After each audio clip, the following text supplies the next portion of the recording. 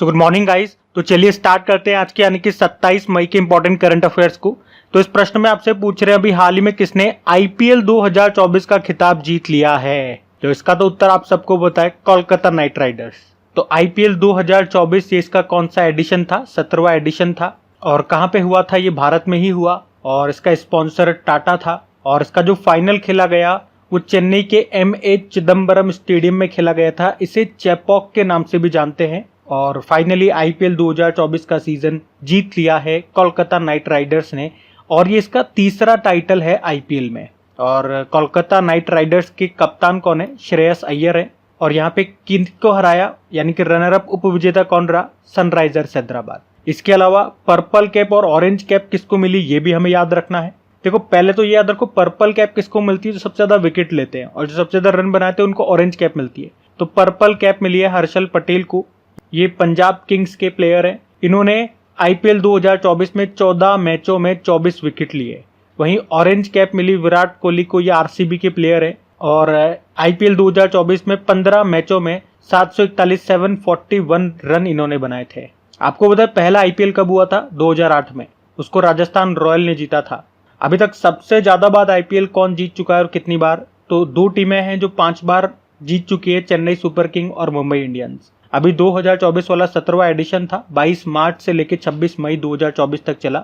बता दिया मैंने आपको, होस्ट किया था भारत ने, स्पॉन्सर टाटा था। अब देखो आईपीएल से और क्या क्या प्रश्न बन सकते हैं, या इतने समय तक हम करंट अफेयर्स पढ़ते रहे तो काफी सारे रिकॉर्ड बने, काफी सारे प्लेयर्स न्यूज में रहे। तो हम एक काम करेंगे, उन सभी क्वेश्चन को एक साथ इकट्ठा करके एक छोटा सा डेडिकेटेड वीडियो आईपीएल पे ही मैं तैयार कर दूंगा आपके लिए। तो अभी इस प्रश्न में तो हमने देख लिया आईपीएल किसने जीता, पर्पल कैप किसको मिली, ऑरेंज कैप किसको मिली, रनर अप कौन रहा, फाइनल कहां पे हुआ, कौन सा था, कहां पे खेला गया और स्पॉन्सर कौन था। अच्छा, वैसे क्रिकेट से कुछ और प्रश्न भी बनते हैं अभी आपके, जैसे कि अभी रणजी ट्रॉफी 2024 को किसने जीता था? मुंबई ने, विदर्भ को हरा करके। अभी विजय हजारे ट्रॉफी, इसको हरियाणा ने जीता था राजस्थान को हरा के। बताओ किस क्रिकेटर को भी अर्जुन अवार्ड मिला था? मोहम्मद शमी को। C K Naidu life time achievement award Ravi Shastri और फारूक इंजीनियर को मिला। आईसीसी हॉल ऑफ फेम में शामिल होने वाली पहली भारतीय महिला कौन बनी? डायना एडुल्जी। 2023 के लिए सर गारफील्ड सोबर्स ट्रॉफी ये दी गई पैट कमिंस को। और 2023 के लिए राचेल हेहो फ्लिंट ट्रॉफी मिली नेट साइवर को। तो ये सारे के सारे प्रश्न आपके क्रिकेट से महत्वपूर्ण प्रश्न है, ध्यान में रखना। अगला प्रश्न देखते हैं। फिर आपसे पूछ रहे अभी हाल ही में भारत सरकार के प्रोजेक्ट ईशान का संबंध किससे है? तो आंसर होगा एक राष्ट्र एक हवाई क्षेत्र से। देखो पहले ईशान की फुल फॉर्म देखो, initiative Indian single sky harmonised air traffic management. और इस ईशान प्रोजेक्ट को कौन शुरू कर रहा है? एयरपोर्ट अथॉरिटी ऑफ इंडिया, जिसका उद्देश्य है एक राष्ट्र एक हवाई क्षेत्र यानी कि one nation one air space. Actually में हमारा जो हवाई क्षेत्र एयर स्पेस है उसे हम 4 जगह से कंट्रोल करते हैं। कहां से? दिल्ली, मुंबई, कोलकाता और चेन्नई से। तो अब हम क्या चाहते हैं कि इन चारों को मर्ज करके एक ही जगह से हम कंट्रोल करें। और कहां से? नागपुर से। और ऐसा करने के पीछे हमारा मुख्य उद्देश्य क्या है? पूरे भारत में हवाई यातायात नियंत्रण में सुधार और तेजी लाना। किस प्रोजेक्ट के तहत? ईशान प्रोजेक्ट के तहत, ये जरूर याद रखना। अगला प्रश्न देखते हैं। फिर आपसे पूछ रहे हाल ही में भारतीय वायुसेना के सेवारत कर्मचारियों और उनके परिवार के लिए पहली आपातकालीन चिकित्सा प्रतिक्रिया प्रणाली ये कहां पे शुरू हुई? तो आंसर होगा बेंगलुरु। तो अभी भारतीय वायुसेना ने अपने कर्मचारियों और उनके परिवार वालों के लिए बेंगलुरु में अपनी पहली आपात चिकित्सा प्रणाली को शुरू किया है। तो इसमें क्या होगा? तो देश भर में वायुसेना के जो कर्मी हैं, जो कर्मचारी हैं और उनके जो परिवारजन हैं, वे आपातकालीन स्थिति में, मतलब जब उनको जरूरत हो, जब चिकित्सा की उनको आवश्यकता हो, तो वो टेलीफोन पर चिकित्सा सलाह ले सकते हैं। तो अभी से कहाँ शुरू किया गया? बेंगलुरु में। वैसे हमारा एयर चीफ मार्शल कौन है? विवेक राम चौधरी हैं। और एयर फोर्स डे 8 अक्टूबर को मनाते हैं। अच्छा, मुझे आप लोग बताएं कमेंट करके, अभी हमारे नए नौसेना प्रमुख नेवल चीफ बने थे, उनका नाम क्या है? बाकी ये प्रश्न और ध्यान रखना है, ये हमने करंट अफेयर्स में पढ़ा था कि भारत की पहली हेलीकॉप्टर आपातकालीन चिकित्सा सेवा कहाँ शुरू हुई थी? तो आंसर होगा उत्तराखंड में, जो ऋषिकेश में जो एम्स है वहां से इसको संचालित किया जाएगा। और इसे किस प्रोजेक्ट के तहत शुरू किया गया ये पूछेंगे तो उत्तर होगा प्रोजेक्ट संजीवनी। अच्छा, इसी के साथ मैं आपको यहाँ पे एक और बात बता दूं, छोटी सी न्यूज है, इसीलिए मैं अलग से नहीं करा रहा हूँ, कि अभी साइबर सुरक्षा अभ्यास 2024 का आयोजन भी हुआ दिल्ली में, जिसमें हमारे जो दूसरे नंबर के CDS है, chief of defence staff Anil Chauhan, उन्होंने भी पार्टिसिपेट किया था। वन लाइनर न्यूज है, तो यहाँ मैंने आपको बता दिया, इसको ध्यान में रखना। अभी मैंने आपसे हमारे नए नेवल चीफ का नाम पूछा था, आंसर होगा दिनेश कुमार त्रिपाठी, और नौसेना दिवस 4 दिसंबर को मनाते हैं, तो ध्यान रखना। ये अगला प्रश्न देखते हैं। फिर आपसे पूछ रहे हैं, अभी हाल ही में सीरम इंस्टीट्यूट ऑफ इंडिया ने malaria vaccine R21 matrix M की पहली खेप, पहला कंसाइनमेंट ये कहां पे भेजा है? तो आंसर होगा सेंट्रल अफ्रीकन रिपब्लिक। तो याद रखना, अभी serum institute of India Pune ने बच्चों के लिए जो मलेरिया की वैक्सीन है जिसका नाम है R21 मैट्रिक्स एम, इसकी पहली खेप, इसका पहला कंसाइनमेंट भेज दिया है। कहां पे भेजा है? जो एक अफ्रीकी देश है जिसका नाम है सेंट्रल अफ्रीकन रिपब्लिक। और इन्होंने कहा कि आने वाले समय में ये साउथ सुडान और डेमोक्रेटिक रिपब्लिक ऑफ कॉन्गो को भी ये भेजेंगे। इस वैक्सीन को किसने बनाया है? तो ऑक्सफोर्ड यूनिवर्सिटी ने और सीरम इंस्टीट्यूट ऑफ इंडिया ने मिलकर के तैयार किया। ये याद रखना, मलेरिया की दूसरी वैक्सीन है जिसे WHO से मंजूरी मिली है। तो आप पूछोगे पहली कौन सी थी? पहली थी मॉस्क्यूरिक्स, पढ़ा है हमने कई बार। देखो, सीरम इंस्टीट्यूट ऑफ इंडिया की बात करें तो इससे पहले आपको याद होगा, इसने सर्वाइकल कैंसर के लिए भी एक वैक्सीन बनाई है जिसका नाम है सर्वावैक्स। और कोविड के समय इन्होंने कोविशील्ड का भी निर्माण किया था, लेकिन उन्होंने उस वैक्सीन को सिर्फ मैन्युफैक्चर किया था। वास्तव में उसको डेवलप किसने किया था? तो ब्रिटेन की एक एस्ट्रोजेनिक नाम की कंपनी है, उसी ने। इन्होंने तो बस उसका प्रोडक्शन किया था, सीरम इंस्टीट्यूट ने। तो सीरम इंस्टीट्यूट ऑफ इंडिया की बात करें, स्थापना 1966 में होती है, हेडक्वार्टर पुणे महाराष्ट्र में है। इसके CEO अदार पूनावाला है और फाउंडर कौन थे? साइरस पूनावाला। मलेरिया की बात करते हैं तो मलेरिया डे हम मनाते हैं 25 अप्रैल को, जिसको खत्म करने का हमारा लक्ष्य है 2030 का। किससे होता है ये?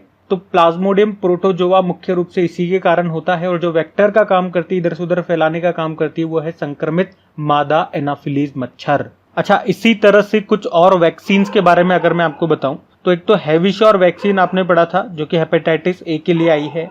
सर्वावैक्स मैंने आपको बता दिया, सर्वाइकल कैंसर के लिए है, सीरम ने बनाई। मॉस्क्यूरिक्स भी हमने देख लिया, कोविशील्ड भी देख लिया, और एक कोवैक्सीन भी याद रखना, भारत बायोटेक हैदराबाद ने बनाया था। और दुनिया की पहली वैक्सीन ये चेचक की आई थी जिसको एडवर्ड जेनर ने बनाया था, और रेबीज का टीका बनाया था लुई पास्चर ने। तो ध्यान रखना, ये भी अगला प्रश्न देखते हैं। फिर आपसे पूछ रहे, अभी हाल ही में वर्ष 2024 में भारत का तीसरा यूनिकॉर्न ये कौन सा बन गया है? तो आंसर होगा पोर्टर। पहले तो आप समझो यूनिकॉर्न क्या होता है। तो अगर कोई स्टार्टअप की वैल्यू $1 बिलियन की हो जाए तो उसे हम यूनिकॉर्न कहेंगे। स्टार्टअप का ही बड़ा रूप यूनिकॉर्न होता है। तो 2024 में भारत के 3 यूनिकॉर्न हो चुके हैं। पहला कृत्रिम था, जो कि हमने पढ़ा है कई बार, ये देश का पहला आर्टिफिशियल इंटेलिजेंस यूनिकॉर्न भी है। फिर दूसरा बना था परफ्यूज, और अब ये तीसरा पोर्टर बन गया। अब आप पूछोगे ये पोर्टर यूनिकॉर्न करता क्या है, काम क्या करता है भाई? तो ये लॉजिस्टिक सर्विस प्रोवाइड करता है। लॉजिस्टिक सर्विस मतलब सामान को एक जगह से दूसरी जगह पर पहुंचाने का काम करता है, बिल्कुल सही सलामत। जैसे कि पेकर्स एंड मूवर्स नहीं होते क्या, जब आप मकान खाली करते हो एक जगह से एक शहर से दूसरे शहर में, एक जगह से दूसरे जगह पे, तो सही सलामत आपके सामानों को पहुंचाता है। तो उसी तरह का है ये पोर्टर, इसका नाम है, ये ध्यान में रखना। 2024 में भारत का तीसरा यूनिकॉर्न बन गया ये। अगला प्रश्न देखते हैं। फिर आपसे पूछ रहे, हाल ही में NAL यानी कि नेशनल एरोस्पेस के उपग्रह पर SAR तकनीक का परीक्षण करने वाली दुनिया की पहली कंपनी कौन सी बन गई है? तो आंसर होगा गैलेक्साई।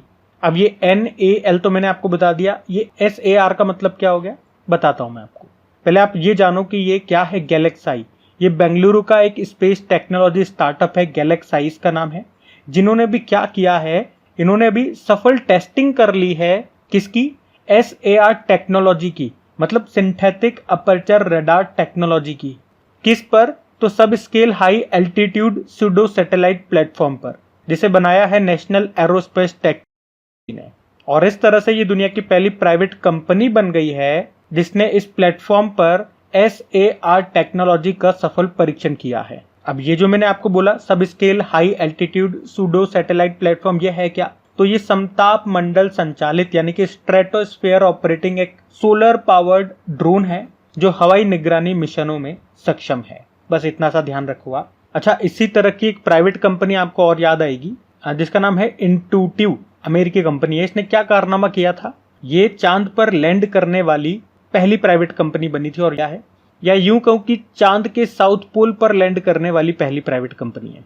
वैसे चांद के साउथ पोल पर जाने वाला पहला देश तो भारत है, और इसका जो लैंडर गया था, इंटूटिव का जो लैंडर गया था, उसका नाम क्या है? ओडिसेस है उसका नाम। तो ये ध्यान में रखना। अगला प्रश्न देखते हैं।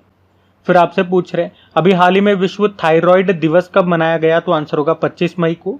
तो हर साल 25 मई को थायराइड दिवस के रूप में मनाते हैं। मनाने का उद्देश्य थायराइड से संबंधित विकारों के बारे में जागरूकता फैलाना।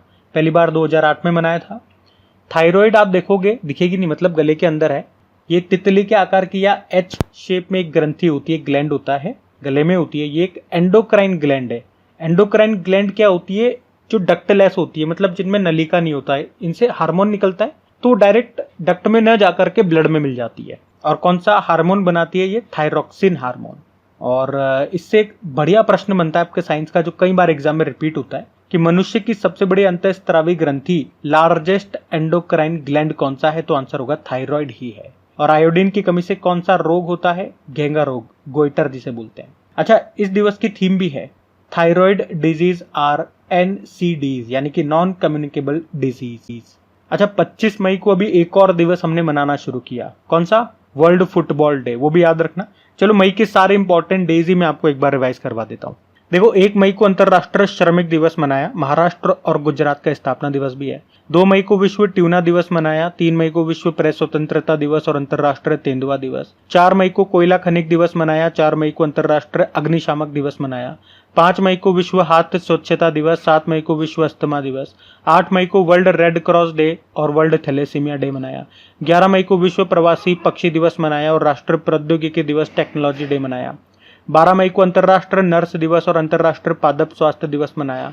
15 मई को अंतर्राष्ट्रीय परिवार दिवस मनाया। 16 मई को अंतर्राष्ट्रीय प्रकाश दिवस और राष्ट्रीय डेंगू दिवस और सिक्किम का स्थापना दिवस भी है। 17 मई को विश्व उच्च रक्तचाप दिवस मनाया। 17 मई को विश्व दूरसंचार और सूचना समाज दिवस मनाया। 17 मई को ही राष्ट्रीय लुप्तप्राय प्रजाति दिवस मनाया। 18 मई को अंतर्राष्ट्रीय संग्रहालय दिवस मनाया और वर्ल्ड एड्स वैक्सीन डे मनाया। फिर 20 मई को वर्ल्ड बीज डे, मधुमक्खी दिवस और वर्ल्ड मेट्रोलॉजी डे मनाया। 21 मई को एंटी टेररिज्म डे और इंटरनेशनल टी डे मनाया। और अभी 22 मई को अंतर्राष्ट्रीय जैव विविधता दिवस मनाया था। और एक 24 मई को भी नया दिवस हमने मनाना शुरू किया, मरखोर दिवस। और 25 मई को एक तो फुटबॉल दिवस भी ये पहली बार मनाया और अभी थायराइड दिवस भी हमने देख लिया। तो ये मई के इंपॉर्टेंट डेज, इनको ध्यान में रखना। अगला प्रश्न देखते हैं। फिर आपसे पूछ रहे अभी हाल ही में इंडियन ऑयल कॉर्पोरेशन लिमिटेड ने XP100 की पहली खेप ये कहां पे निर्यात की है, एक्सपोर्ट की है, तो आंसर होगा श्रीलंका। तो अभी इंडियन ऑयल कॉर्पोरेशन लिमिटेड ने श्रीलंका को XP100 का पहला कंसाइनमेंट भेज दिया है। ये XP100 क्या है भाई, तो ये एक ईंधन है, फ्यूल है जिसका ऑक्टेन नंबर है 100, मतलब ये प्रीमियम फ्यूल है। देखो, ऑक्टेन नंबर से फ्यूल की क्वालिटी का पता चलता है। देखो, जितना ज्यादा ऑक्टेन नंबर होगा उतनी अच्छी क्वालिटी का ईंधन होगा।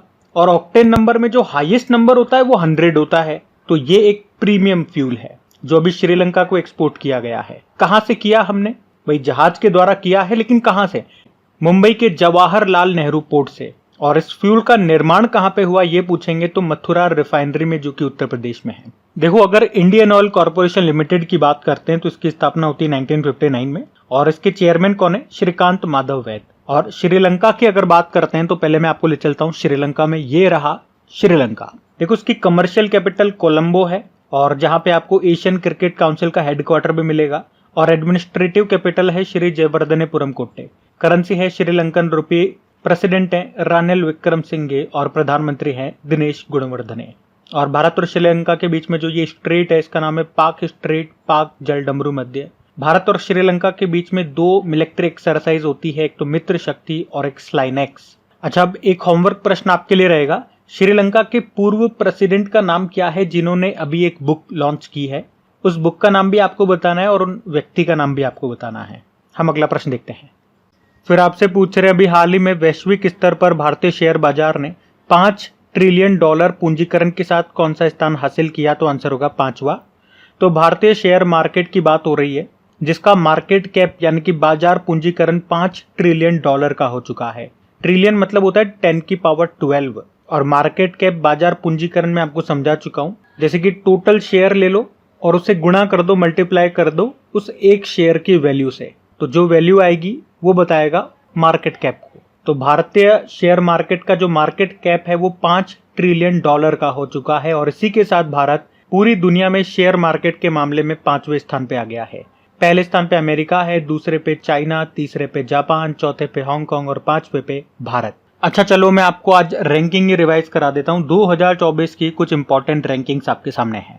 जैसे कि इस साल की पहली इंडेक्स आई थी करप्शन परसेप्शन इंडेक्स 2023, उसमें भारत 93 नंबर पर है। टॉप पे डेनमार्क है और उसको जारी किया था ट्रांसपेरेंसी इंटरनेशनल ने। अभी स्वच्छ सर्वेक्षण 2023 आया, इसमें सबसे क्लीन सिटी बताया था 2 को, इंदौर और सूरत। लेकिन 1 लाख से कम आबादी में पूछेंगे तो महाराष्ट्र का सासोद टॉप पर है। सबसे स्वच्छ छावनी बोर्ड ये मध्य प्रदेश का मऊ छावनी बोर्ड है।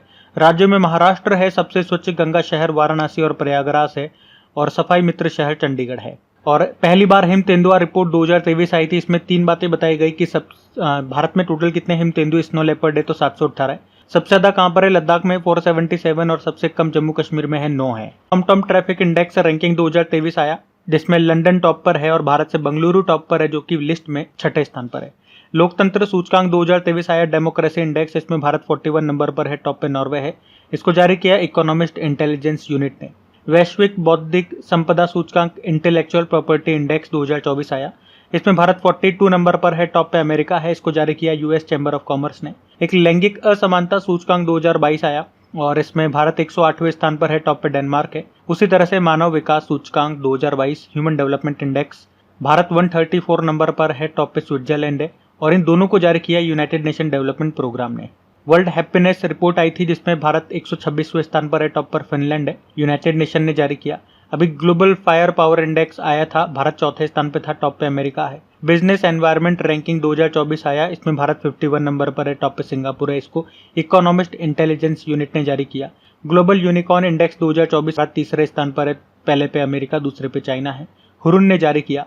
दुनिया का तीसरा सबसे बड़ा ई मार्केट प्लेस बन गया है गवर्नमेंट ई मार्केट प्लेस, पहले पे साउथ कोरिया का है। साइबर क्राइम इंडेक्स आया, भारत 10वें स्थान पर है, टॉप पे रशिया है। वर्ल्ड प्रेस फ्रीडम इंडेक्स 2024 आया, वैश्विक प्रेस स्वतंत्रता सूचकांक, और भारत 159 नंबर पर है, टॉप पे नॉर्वे है। इसको जारी किया रिपोर्टर्स विदाउट बॉर्डर ने। Travel and tourism development index पढ़ा था अभी हमने, इसमें भारत 39 नंबर पर है, टॉप पे अमेरिका है। वर्ल्ड इकोनॉमिक फोरम ने जारी किया। ग्लोबल सिटीज इंडेक्स 2024 की बात करें तो इसमें टॉप पर न्यूयॉर्क है और भारत से टॉप पे दिल्ली है, जो कि इस लिस्ट में 350वें स्थान पर है। और सिप्री की रिपोर्ट आई थी, उसने बताया था भारत में सैन्य खर्च के मामले में भारत 4थे स्थान पर है, टॉप पे अमेरिका है। तो इस तरह से देखेंगे लगभग 20+ इंडेक्सेस रैंकिंग मैंने आपको रिवाइज करा दी। ये 2024 के सारे इंपॉर्टेंट इंडेक्सेस हैं जो मैंने आपको रिवाइज कराए, ध्यान में रखना। अगला प्रश्न देखते हैं। फिर पूछ रहे हैं, हाल ही में फिलिस्तीनी राज्य को मान्यता देने की घोषणा किसने की है? तो स्पेन, नॉर्वे और आयरलैंड ने। आपको पता है फिलिस्तीन के गाजा में इजराइल और हमास के बीच में युद्ध चल रहा है, काफी समय से चल रहा है। और अभी इसी बीच स्पेन, नॉर्वे और आयरलैंड ने फिलिस्तीन को एक अलग राज्य, एक अलग राष्ट्र के रूप में मान्यता देने की घोषणा कर दी है। और आप देख भी रहे होंगे, सुन भी रहे होंगे, ज्यादातर देश यही चाहते हैं कि ये युद्ध खत्म हो जाए, सब शांति से रहें। अभी हमने पढ़ा भी था कुछ दिन पहले कि भारत ने भी अभी 2 स्टेट सॉल्यूशन को सपोर्ट किया था। वैसे मैं आपको बता दूं कि भारत ने तो 1988 में ही फिलिस्तीन को एक अलग राज्य, अलग राष्ट्र के रूप में मान्यता दे दी थी, और तब भारत ऐसा करने वाला पहला गैर अरब देश बना था। और अभी यूनाइटेड नेशन जनरल असेंबली, संयुक्त राष्ट्र महासभा में भी 193 सदस्य देशों में से 143 ने फिलिस्तीन को पूर्ण सदस्यता देने के पक्ष में मतदान किया था, पर अमेरिका ने वीटो कर दिया था। वीटो करते ही सारा मामला कैंसिल हो गया। खैर, ये 3 देश हमारे न्यूज में आए तो इनकी कैपिटल देखते हैं। स्पेन की कैपिटल आपको पता है मैड्रिड होती है, नॉर्वे की ओस्लो होती है, आयरलैंड की डबलिन है। तो गाइज, ये था आज का आपका करंट अफेयर्स का सेशन। उम्मीद करूंगा सेशन पसंद आया होगा। प्लीज वीडियो को लाइक जरूर करना अगर आपने वीडियो को अभी तक लाइक नहीं करा तो। बाकी क्विज और पीडीएफ आपको मिल जाएगी आपकी क्रिक एग्जाम एप्लीकेशन पे। अच्छा, पीडीएफ अभी 1 आध दिन से अपलोड नहीं हो पा रही है, पता नहीं पीडीएफ अपलोड करने में कुछ प्रॉब्लम आ रही है। मैं 2 दिन से ट्राई कर रहा हूँ, मुझसे नहीं हो पा रहा। बाकी क्विज अपलोड हो रही है, पीडीएफ का देखता हूं मैं कि समस्या क्या हो रही है, क्योंकि मेरी तरफ से तो मैं बना करके डाल रहा हूं, लेकिन वो आ नहीं रही, पता नहीं क्या दिक्कत आ रही है। करता हूं मैं इसका समाधान भी। बाकी अपने दोस्तों के साथ में स्टडी ग्रुप में वीडियो को शेयर जरूर करिएगा। चलो अभी कल के करंट अफेयर्स का मैं आपको क्विक रिवीजन करा दूं, फिर हम सेशन एंड करते हैं। तो अभी हम 26 मई के इंपॉर्टेंट करंट अफेयर्स का क्विक रिवीजन करेंगे। तो पहला प्रश्न पूछा, वर्ल्ड पैरा एथलेटिक्स चैंपियनशिप 2024 में भारत ने टोटल कितने मेडल जीते? 17। फिर पूछा भी, कांस फिल्म फेस्टिवल में सर्वश्रेष्ठ अभिनेत्री का पुरस्कार जीतने वाली पहली भारतीय कौन बनी? अनासुया सेनगुप्ता। किस मूवी के लिए? शेमलेस। फिर पूछा, खगोल विज्ञान में प्रतिष्ठित शॉ पुरस्कार के लिए किसे चुना गया? श्रीनिवास कुलकर्णी को। फिर पूछा भी, चाड देश के नए प्रधानमंत्री बन गए? अल्लामाए हलीना। फिर पूछा जीरो वेस्ट टू लैंडफिल सम्मान पाने वाला भारत का पहला हवाई अड्डा कौन सा बना? तिरुवनंतपुरम एयरपोर्ट। फिर पूछा विश्व जल मंच का 10वां संस्करण का आयोजन कहाँ पे हुआ? इंडोनेशिया के बाली में। फिर पूछा विश्व फुटबॉल दिवस मनाया 25 मई को। फिर पूछा ऑस्ट्रेलिया क्रिकेट के बहुसांस्कृतिक राजदूत के रूप में किस भारतीय को नामित किया गया? रवि शास्त्री। और अभी बंगाल की खाड़ी में बना चक्रवात रेमल का नामकरण किसने दिया? तो आंसर होगा ओमान। और आखिरी प्रश्न था मद्रास हाईकोर्ट के कार्यकारी मुख्य न्यायाधीश के रूप में किसे नियुक्त किया गया? तो आंसर होगा आर महादेवन। चलो अभी कल का होमवर्क प्रश्न देखते हैं और सेशन एंड करते हैं। अच्छा, कल का होमवर्क प्रश्न तो देना भूल गए थे, मिस हो गया था। कोई बात नहीं, मैंने 2-4 प्रश्न आपसे वीडियो में पूछे थे जिनका आप सभी ने लगभग जो रेगुलर कमेंट करते हैं तो बहुत अच्छे उत्तर दिए। अब ये रहा आज का आपका होमवर्क प्रश्न।